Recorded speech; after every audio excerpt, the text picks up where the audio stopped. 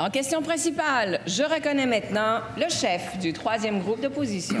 Madame la Présidente, le Premier ministre et moi avons certes nos désaccords vifs, mais on s'entend sur une chose importante. Les politiques du fédéral en matière d'immigration sont antidémocratiques et très nocives pour le Québec. Donc, je pense qu'il a le devoir d'élever le débat, vu l'importance de ce débat-là, à titre de Premier ministre du Québec. Il reste 26 jours avant la date butoir pour la tenue d'une rencontre entre lui et Justin Trudeau sur la question de l'immigration temporaire. Et le premier ministre veut obtenir les pleins pouvoirs en immigration. Souvenons-nous que pour lui, c'est une question de survie de la nation. Je suis d'accord, mais à date, ce qu'on a obtenu, c'est un comité de suivi. Puis on a essayé de nous vendre là, que c'était une grande victoire. Mais pendant qu'on a perdu l'année 2024 sur la mise sur pied d'un comité, le nombre de temporaires au Québec a augmenté de 32 000 seulement au premier trimestre. Et là, surprise, le président du fameux comité, le ministre de l'Immigration fédérale, Marc Miller, vient d'affirmer qu'il faut réduire les exigences liées aux connaissances linguistiques. It is a much needed change.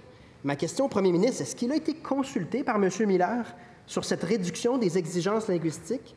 Et surtout, est-ce qu'il peut nous dire concrètement, s'il n'obtient pas les pleins pouvoirs en immigration d'ici au 30 juin, quelles sont ces fameuses options?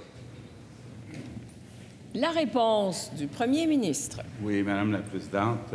D'abord, je veux rassurer le chef du troisième groupe d'opposition. Les propositions qui viennent d'être faites par le ministre Miller ne s'appliquent pas au Québec. Donc, pour ce qui est des exigences ou des non-exigences de connaissance d'une langue, ça ne s'applique pas au Québec. Maintenant, Madame la Présidente, effectivement, il y aura une rencontre d'ici le 30 juin avec M. Trudeau. J'ai été très clair qu'on doit rapidement et substantiellement réduire le nombre d'immigrants temporaires au Québec. Ce n'est pas une question d'être accueillant, pas accueillant, tolérant, intolérant. C'est une question qu'à 560 000, actuellement, on utilise des milliers d'infirmières, des milliers d'enseignants. On manque de logements. Donc, on a dépassé notre capacité d'accueil.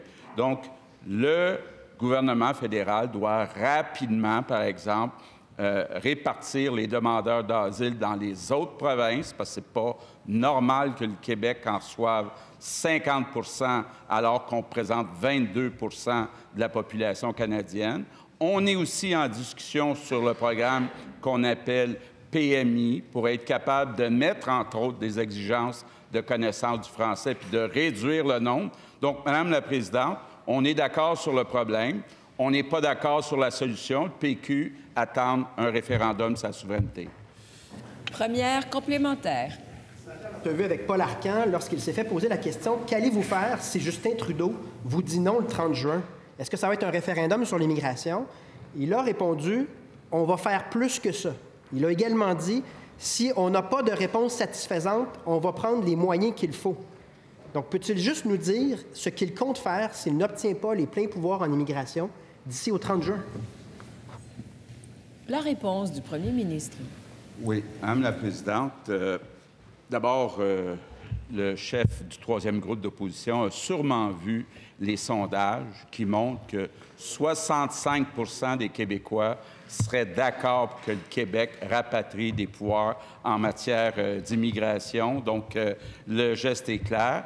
Par contre, il se souviendra lors de la dernière élection fédérale que ça n'a pas été un élément central dans le choix d'appui aux différents partis politiques.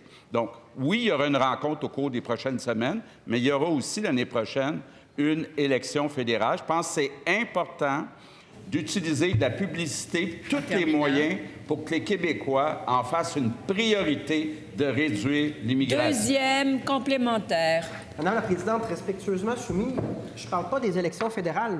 Je parle au premier ministre du Québec. Et je vois le mandat caquiste filer. Je vois les échéances de rencontres où est-ce qu'on va former un comité, puis là, on va taper sur la table. Il n'y a rien qui bouge. Donc, je pose la question au premier ministre. Le nombre de temporaires augmente sur le territoire pendant qu'on fait des comités. Là. Si on n'obtient rien de substantiel puis on n'a pas les pouvoirs en immigration au terme du 30 juin, que va-t-il faire? Quelles sont ses options? La réponse du premier ministre. Bien, Madame la Présidente, d'abord, une chose qui est bonne, on est d'accord sur le problème. Donc, on s'entend que 560 000 immigrants temporaires, c'est pas gérable. Il nous manque de logements, d'enseignants, d'infirmières, etc., etc. Donc, c'est pas gérable. Il faut réduire le nombre. Bien, moi, je pense qu'il y a deux solutions. Faire pression sur le gouvernement fédéral pour les convaincre de réduire le nombre d'immigrants ou attendre de peut-être gagner un référendum sur la souveraineté dans on ne sait pas quand.